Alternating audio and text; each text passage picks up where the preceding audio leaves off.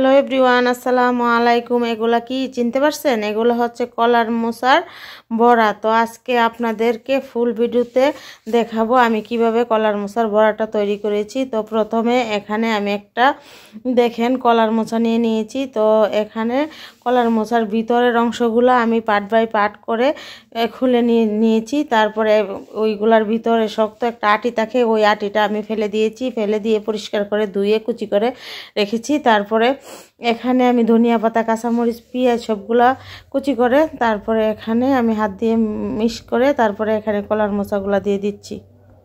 সবগুলো আমি হাত দিয়ে মাখিয়ে নিচ্ছি। তারপরে এখন আমি এখানে দিয়ে দিব বুটের ডাল। আমি মিহি করে বেটে নিয়েছি, পাটায় পিষে নিয়েছি। তারপরে এখানে সবগুলো আমি ডালটা দিয়ে দিব, দিয়ে আবার হাত দিয়ে ভালো করে মিক্স করে নিব।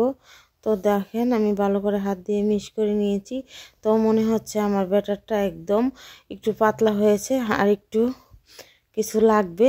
তো এখানে আমি একটু চালের গুঁড়ি দিয়ে দিব, কারণ যে কোনো ভাজা পোড়াতে চালের গুঁড়ি দিলে মুচমোচা হয়, সেই জন্য আমি এখানে চালের গুঁড়ো একটু অ্যাড করলাম।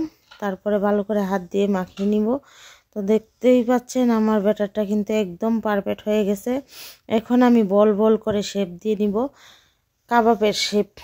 তো কাবাবের মতো একদম গোল গোল করে আমি সাইজ করে নিচ্ছি। তারপরেই তো সাইজ করা আমার এখন অনেকটা হয়ে গেছে।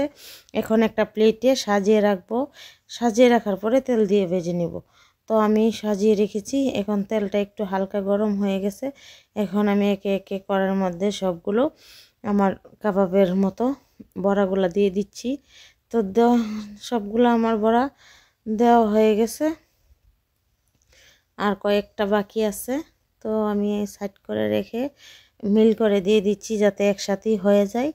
তো দেখেন আমার বড়াগুলো সবগুলোই কড়াইয়ের মধ্যে নিয়ে নিয়েছে। তো এখন অপেক্ষা, একটু কম হিটেই ভাজতেছি যাতে ভিতরটা মচমচা হয়, সেই জন্য। তো একটা এখন একটু উল্টে দিচ্ছি। তো এরকমভাবে আমি সবগুলাই বড়াই উল্টে পাল্টে দিব। উল্টে পাল্টে দিলেই কিন্তু তাড়াতাড়ি হয়ে যাবে। তো এরকমভাবে আমি সবগুলা এখন উল্টে দিচ্ছি। তো আমার উল্টানো হয়ে গেছে। এখন আবারও ওই পিঠটা লো হিটে ভেজে নিচ্ছি। তো এরকমভাবে ওপর পিঠটাও আমার হয়ে গেছে। এখন আমি আবারও উল্টে দিচ্ছি।